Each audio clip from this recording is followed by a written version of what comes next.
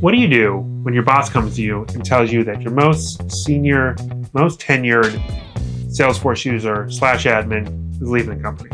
You know what could go wrong? Well, actually, a lot. And so we want to make sure you're covered. You have a checklist to run through all the things that you need to do to make sure you got your ass covered. Let's get into it.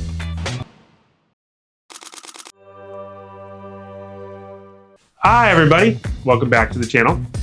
Today, we're going to talk about hit by a bus syndrome. Sometimes you're in shock. You had no idea it was coming. Other times, you're rooting for the bus a little bit. But in either scenario, if you don't know where the bodies are buried, you're going to be kind of screwed, especially when your boss hands you a shovel. Whenever a system admin leaves the company, there's a lot of little places that can pop up that'll bring your boss around, the executive team around, ask a few questions. Like when an important report breaks. We have sort of a problem here. Or when lead routing suddenly doesn't work because the default lead owner is someone who's now inactive and you can't have an inactive owner. We have sort of a problem here. Or even worse, an entire integration, like maybe your marketing automation system, breaks because the integration user just got deactivated and nothing is syncing over. We have sort of a problem here. Okay, now having said all that, we're here to help. Kind of like the Red Cross, except for instead of saving lives, we're saving you from annoying executives who ask too many questions and are really annoying at you. And we'll walk you through the pitfalls that come when, whether unexpected or expected, departures happen. Let's break it down. All right, today we're going to start off with a little prep. So we're going to kind of want to ease into it a little bit.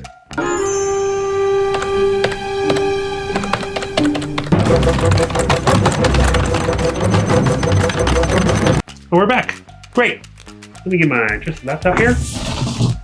Oh yeah. Now we get to the fun stuff. Okay, so the first part of this is really important. What I want to tell you is we're going to capture a few things. And this is pretty easy to do. So we're going to log in. We're going to go to Setup, as you will. And you want to type in the user that you're looking to do. Okay. Now I'm going to just pretend to be myself for a second. And that we're deactivating me.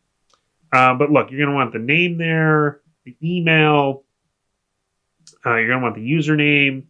You're also going to want to capture this 15 or 18. Typically, it's 18 in the URL digit. So you're going to start off. It's going to be a little funky. You're going to start after, it's going to say address and the %2F. And then you're going to copy that.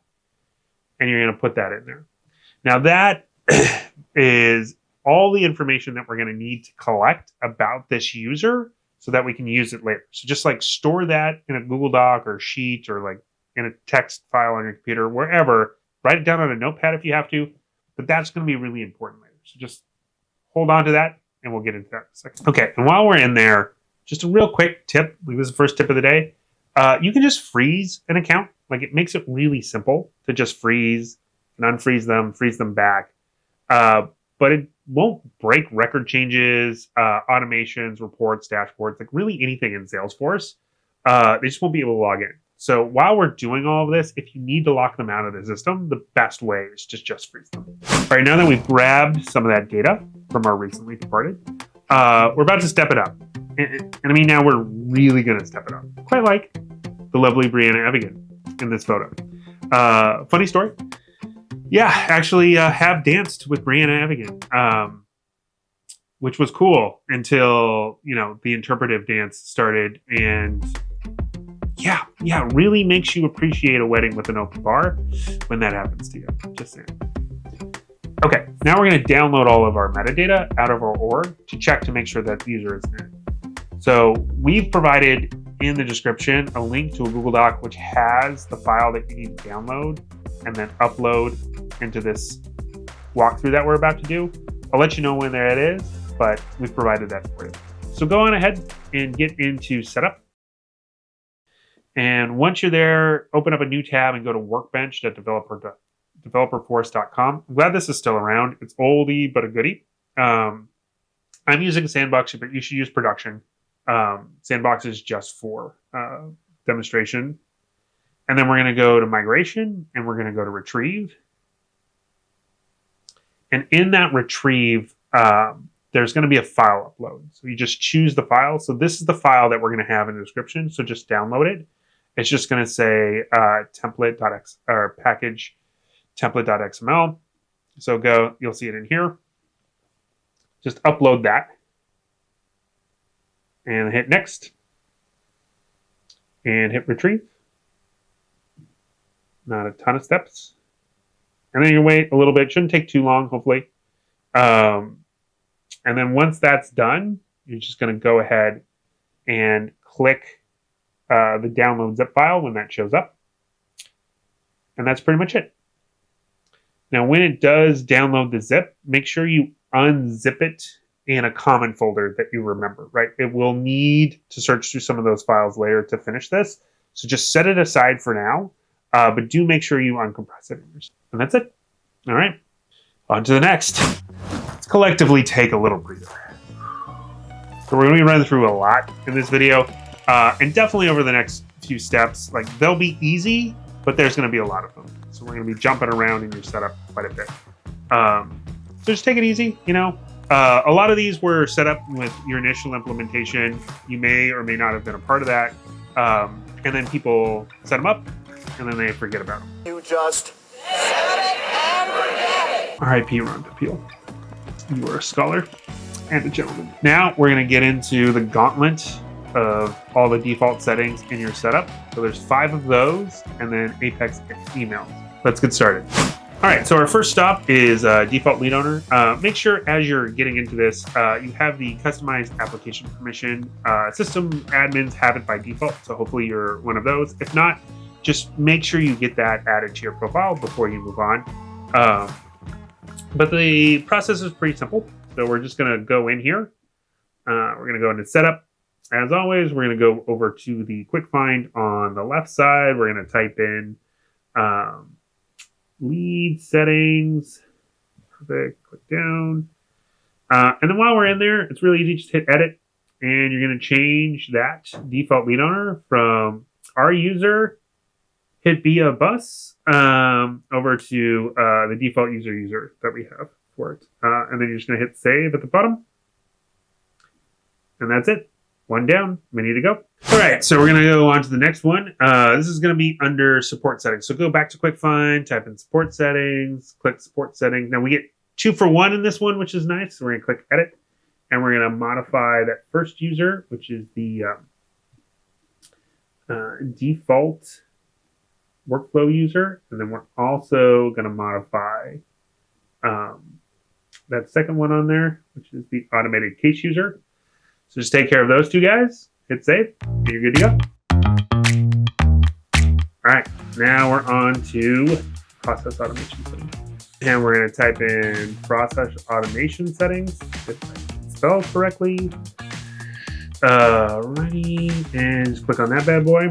All right, and then we're gonna just change the default workflow from hit via boost to user again. And that's it. All right, on to Apex email notification. Look how fast we're going. This is great. We need Apex exception email. This probably isn't filled out. I always fill it out, but all you gotta go in there is just delete the user that you want to delete, and that's it. All right, we've run through setup. All right, great. Now we've run through all the settings. Next, we want to get into some critical automation. This is going to be like validation rules, code, flows, like all of that stuff should have been downloaded into that metadata. And what we're going to do is we're going to look at it a few different ways, right? We're going to look at the user ID, the username, the email address, and the name, just to make sure like all the different ways that they would be referenced in those things can be caught and modified so you don't have any wonky stuff happening in your org. All right, remember all that complicated stuff where we had to like download the files, unzip them. Now we're going to go back to that, okay? And this is really important. We want to make sure that we comb through each one of those files to make sure that, anything that might reference this user that we're deactivating, we get rid of. So we're going to search on our local machine into those files. And then once we find a reference, we're going to hop back over to Salesforce, get that piece of code or validation rules or automation or whatever it is, modify it so that user is taken out, or at least not hard-coded any of those things, just to make sure that there are no pitfalls that happen, or your system doesn't get, a little weird because you still have a user and it's deciding to skip things or do things you didn't want it to do because that user is deactivated. We don't have time to go over like everything in this video. It's just not enough time to go over all the different scenarios that you might come into. But we're going to start off and really go over one scenario, which is hard-coded IDs and validation rules, which they hurt my heart. Now, I've got my trusty Mac here, but you might be doing this on a PC or, God forbid, Linux. But if you are doing that, I can't go through all of those systems, so I'm just going to focus on my Mac. You should have very similar file systems on whatever operating system you have. So I'm going to show it for Mac, but please feel free to search similar systems. If you've unloaded that, you should be able to find it on your system. So we're going to start off by just getting into that folder that we downloaded. When you search on a Mac, you want to make sure you pick the right one and go into contents. And then we're searching for, and I'm going to show you the user ID here. And look, it's in the account objects. I'm just going to open up that file. I like Visual Studio Code, but you can open it up with any text editor. And then inside that, you're going to want to Control F. And again, search for the same thing so you know where it is, especially in larger files. So this is the validation rule that we go find. All right, let's hop back over to Salesforce and fix that validation rule. All right, now that we've hopped back into Salesforce, simply go to Setup, go to Object Manager, type in account, scroll down to validation rules. This is the one we saw earlier, so we're going to click that one. We're going to hit edit. And then you'll see that hard-coded ID in there. So that is the same ID if you check your sheet as our it be a bus. And we're just going to X that out and hit save. And we're all good. Now, I will leave the rest of those to you. And this can be extremely tedious. He's got to be stopped. And I have to stop him. Sorry, Phil. It is what it is. But remember, completeness is really important here. All right. So I know that it's probably not going to seem like the most efficient process in the entire world, but it's really, really important to make sure it gets done completely. Otherwise, you're going to have those executives coming around to your desk. All right. Now we want to get into record ownership. Hopefully this will be a little less tedious than last time. It's a little bit more straightforward. Now, normally at Cloud Connects, we use Saucel to do this investigation so we can do it over mini objects. And if you thought I was just slurring, I wasn't. I mean, how dare you? Who would drink on the job?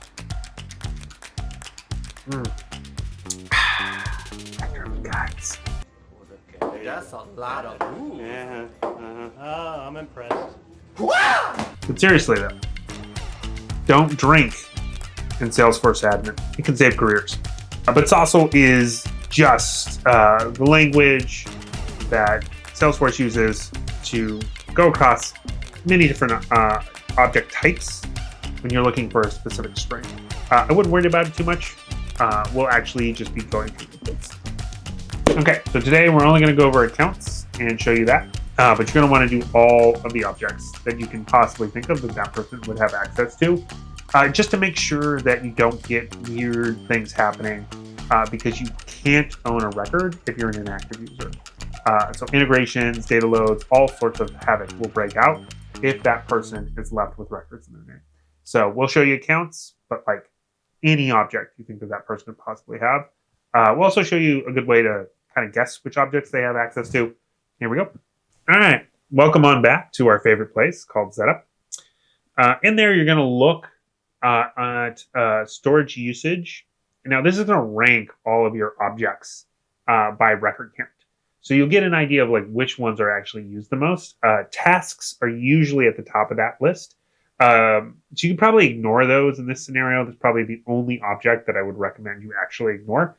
But for all the other ones, just go through and check the top ones. The standard objects are really important, but also just anything that ranks really high on this list, we're going to want to check out as well. Now, we're not going to do that here today because we're still only going to go through accounts, but this is a good way just to check which objects you should be going after.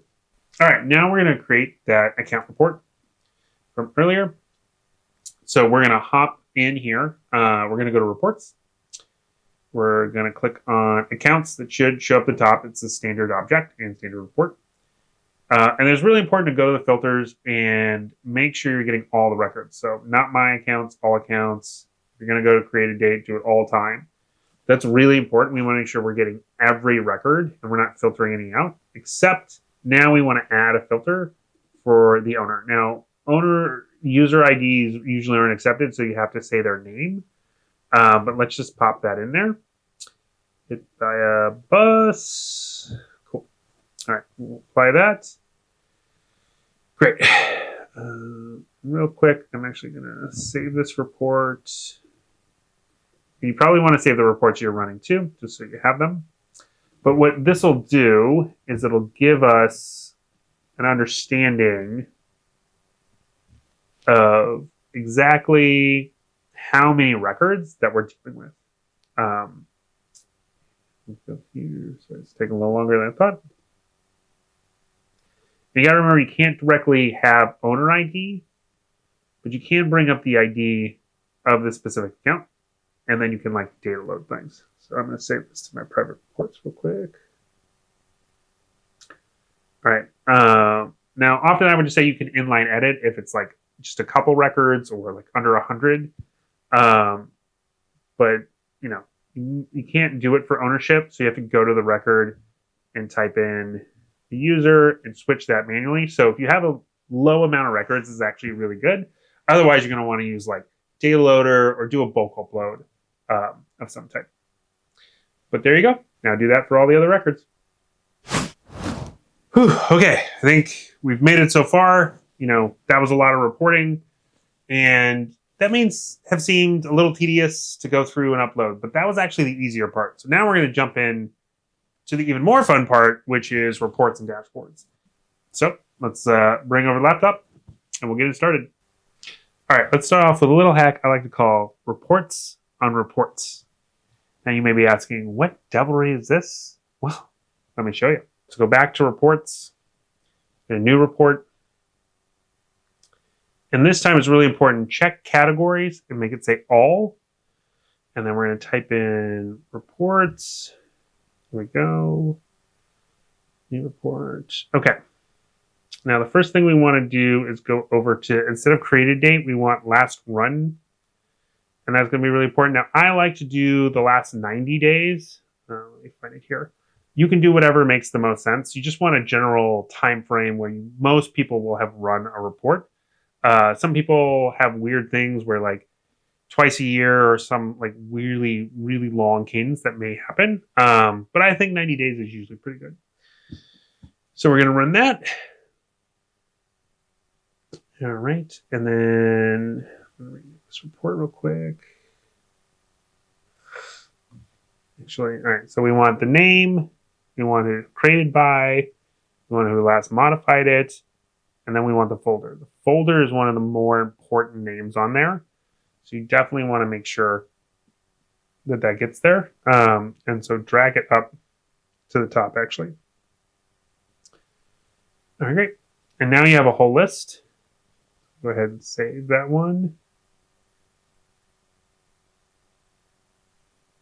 Perfect. All right, now we'll show you how to change them. So we get rid of that deactivated user for each one of those reports.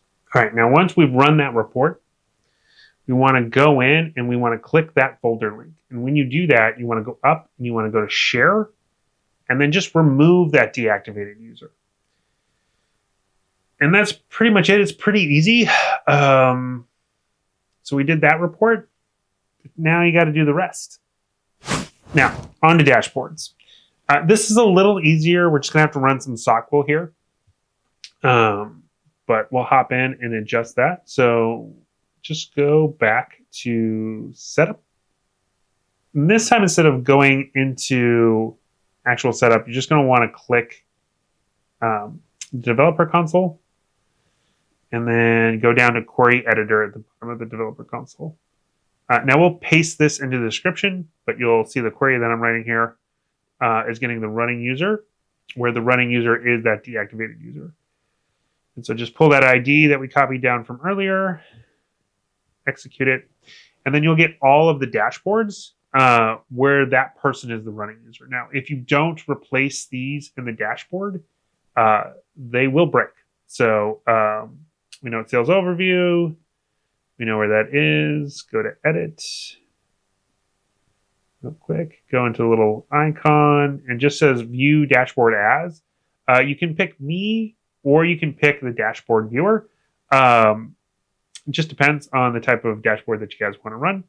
And then go ahead and click save and done. And that's it. Now you just have to go through every single one of your dashboards and make sure that those get updated. Best of luck. All right, so we're at the final stages here. You just need to check a few things for external integrations. We need to check connected apps, installed packages or managed packages, and actual external systems that integrate to Salesforce. So we'll go over all those and we'll get you all set up. Okay, so for connected apps, we're going to go back into setup, your favorite place. And just at the top, we're going to type in App Manager. And get in there. And then you're going to look through all your connected apps. Now, connected apps, there's a lot of them in there. I created one called Test App. But just go over to the side, click Edit real quick. And really what you're going to want to check for is that there isn't like a run as user.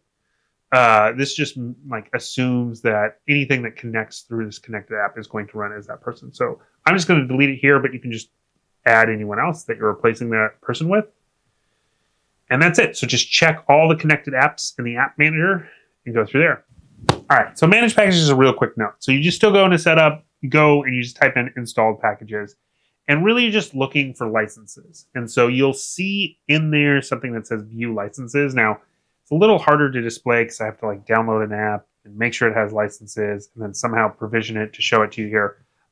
We couldn't do all that. So just to truncate the time, just make sure that if you do have a managed package that does have licensing, that you just remove the license of that user that you're deactivating. It's the most important part.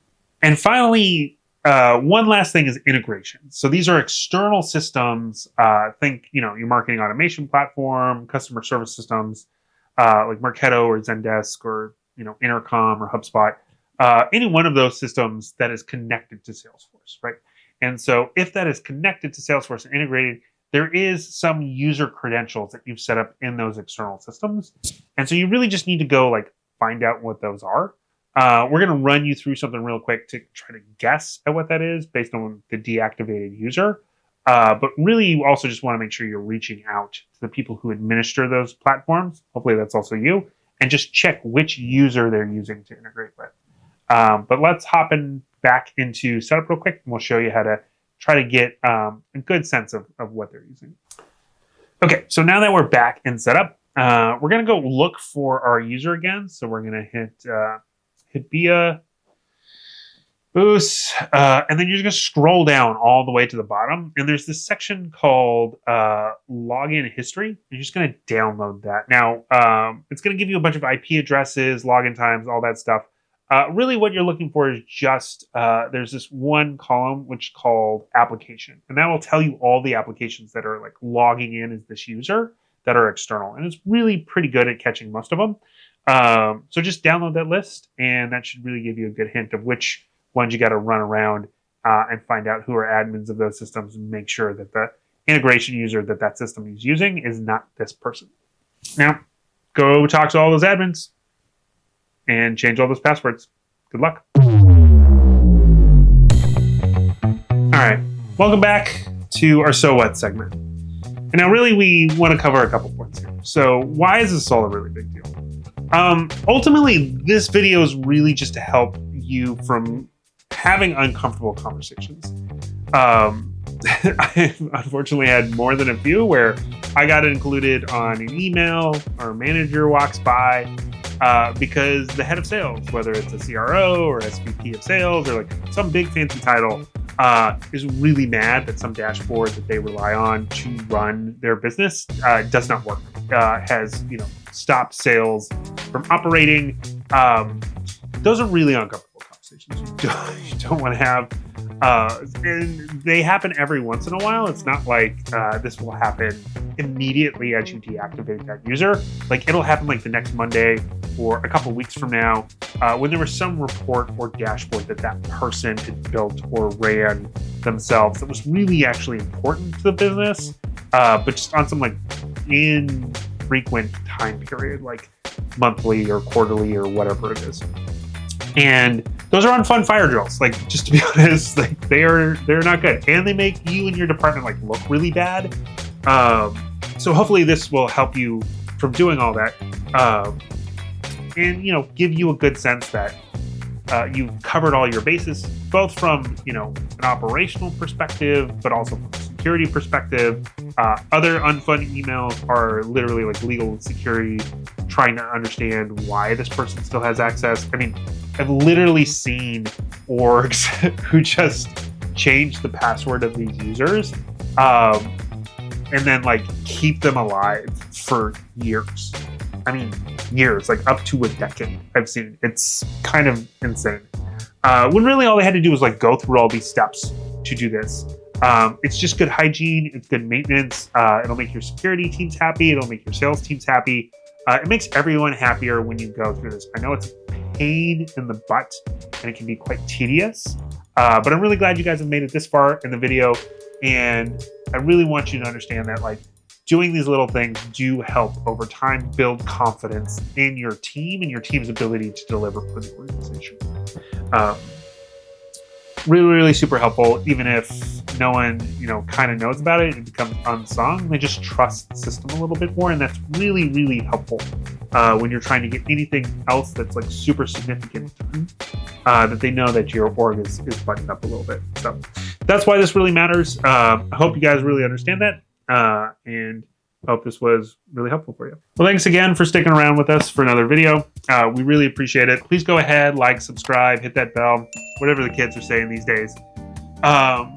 But also, we really want to make sure that you guys put some comments in there. We really like hearing from our audience. We want to make sure that the content that we're providing is relevant to you. If you have ideas, either about this video, you want us to expand on any topics, you want other topics that you think were addressed, please put them down in the comments. We would love to hear from you. But until then, check out some of our other videos and, make sure you're subscribed so you can see what we come out with new. We have some really good stuff coming down the pipe for you guys. All right, great. Have a good one.